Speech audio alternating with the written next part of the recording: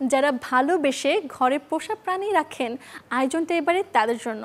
কারণ সঠিক যত্নের অভাবে পোষ্য প্রাণীটি যখন হয় অসুস্থ, তখন যে কান্না ছাড়া থাকে না উপায়। জানাবো কিভাবে যত্ন নেবেন প্রিয় পোষা প্রাণীর।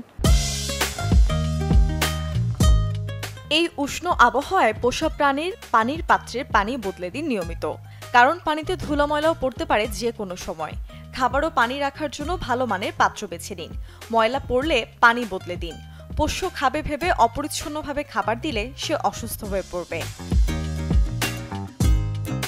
ছোটবেলা থেকে মায়ের দুধ ছাড়া অন্য দুধে অভ্যস্ত না হয়ে থাকলে প্রাণীদের বাইরের দুধ দেবেন না, এতে পেটে পীড়া হতে পারে।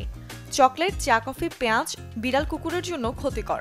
বিড়াল কুকুরের খাবারে লবণ দিলে সেটিও হবে খুবই সামান্য। মশলা ছাড়াই রান্না করুন বিড়াল কুকুরের খাবার। বিড়াল কুকুরকে গোসল করান সপ্তাহে একবার।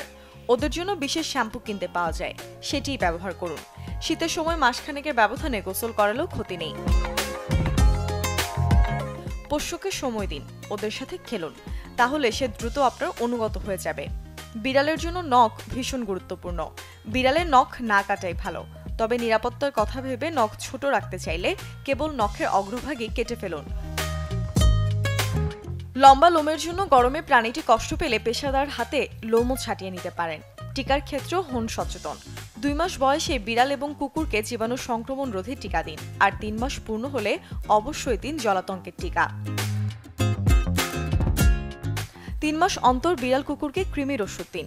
খরগোশকে দিনে 6 মাস অন্তর, তাতে সুস্থ থাকবে আপনার আদরের পোষ্য। Desk report, channel 24।